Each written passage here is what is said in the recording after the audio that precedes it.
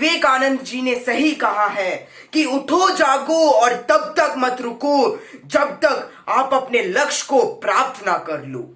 इसी के साथ मैं से अंशुमन ना आप सभी को मेरे YouTube चैनल में स्वागत है।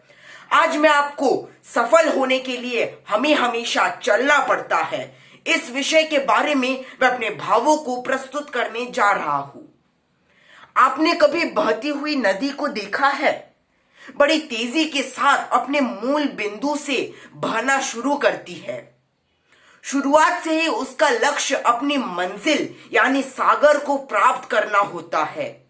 रास्ते में हजारों बाधाएं आने पर भी वह लगातार बहती रहती है।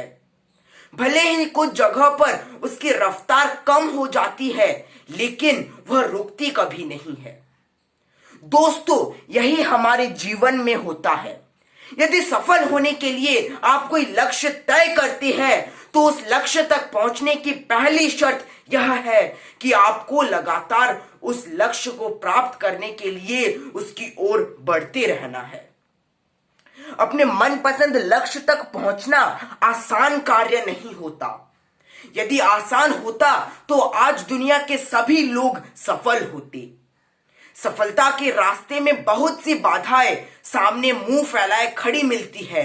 यह बाधाएं हमें रोकने की पूरी कोशिश करती है, लेकिन आप जैसे अनेक वीर लोग इन परेशानियों का सीना तान कर सामना करते हैं। भले ही लक्ष्य तक पहुंचने की गति में कुछ समय के लिए कमी आ जाए, लेकिन रुकते कभी नहीं है, और जो रुकते नहीं है उन्हें अपनी जिंदगी में कभी कोई रुकावट नहीं आती। समय हमेशा चलता रहता है, इसलिए दुनिया का हर एक इंसान समय का गुलाम है।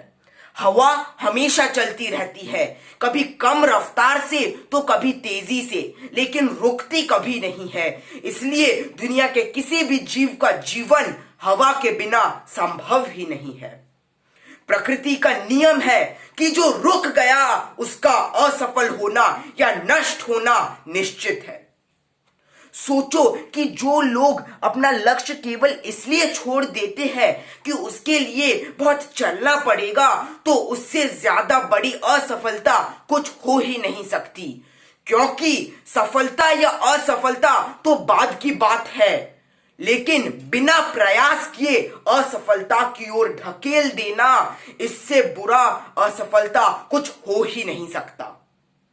तो देर किस बात की दोस्तों, आज और अभी से कमर कस लो और लक्ष्य तय करके उसकी ओर चलना शुरू कर दो। यदि आप चलते रहे और बीच रास्ते में आई बाधाओं को सीना तान कर उसका मुकाबला करें, तो सफलता आपके कदमों में होगी। सफलता आपके कदमों में होगी।